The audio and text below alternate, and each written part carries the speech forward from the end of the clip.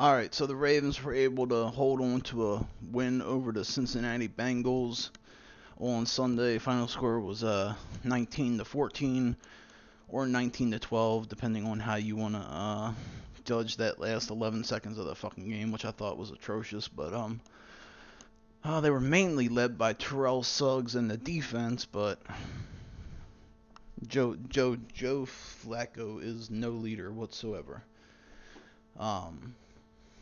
Dude, I swear to God, watching a Ravens game is like fucking Groundhog Day. It's the exact same thing every fucking week.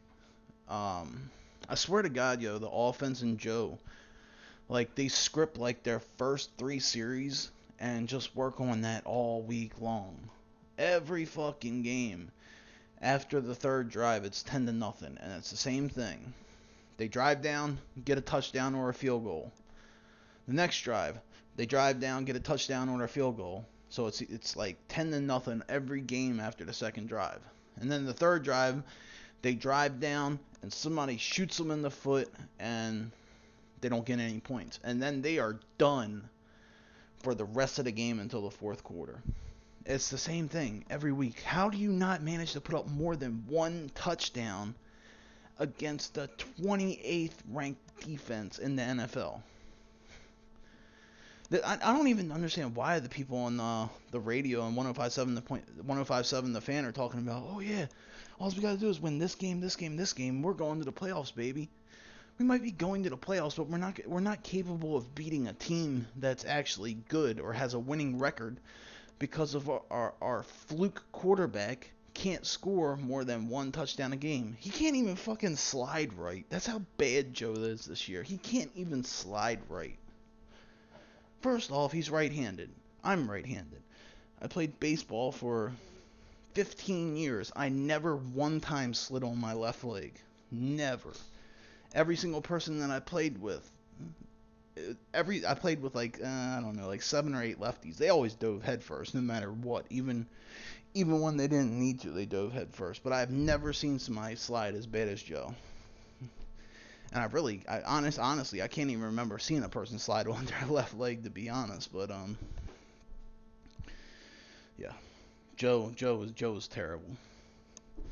And I don't understand what they're talking about, like his weapons. He has better weapons now than he had when we won the Super Bowl. We have two of the fastest wide receivers in the NFL.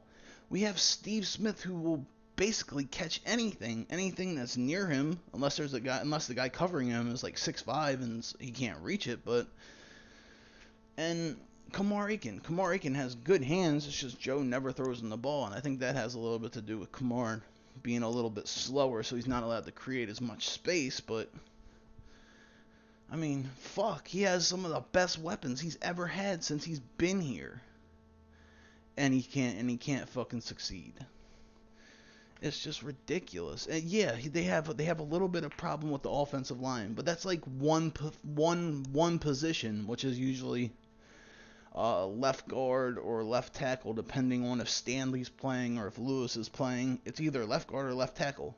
But now they have Yonda over there on the left guard. Everything's good. He's only getting pressured like 5 or 6 times now the last couple games, and he's still only able to put up one touchdown. And that's mainly because I don't understand why Marty Morningwig isn't like, all right, Joe, we're doing fucking foot drills today for 4 hours, because his footwork is absolutely atrocious. He should be doing footwork for 4 or 5 hours every day. That's how bad his footwork is. But I am happy that we actually stuck with the run this time. We had 36 rushes, 36 passes. I think we totaled like 115 rushing yards, not counting the minus 23 that we had on like the last play of the game where Sam Cook was running around with like a chicken with his head cut off in the fucking end zone. But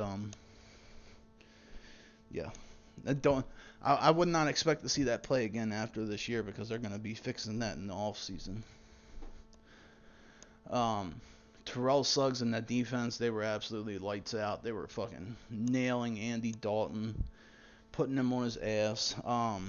That first interception that Eric Weddle dropped, I'm not gonna lie, yo. When he dropped that, I thought the game was over. I thought that they were gonna come back and they were gonna finish us off because Joe is not the type of quarterback that, in all honesty, yo, this game should have been over at halftime.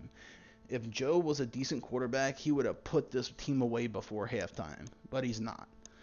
He doesn't know how to step on their throat and put them out, and it just blows my mind. It just frustrates the shit out of me. I think we had 3 strip sacks. 2 of them we recovered. Another fumble where the centers hiked the ball early. Dalton wasn't ready, and Suggs recovered that one. But for how small Tavon Young is, yo, I do like him, but I do not like it when they put him on a guy like fucking Dez Bryant, who's like 6 or 8 inches taller than him, and he just can't do anything. All they got to do is throw a jump ball to him, and he's gonna lose it every time. But I don't know.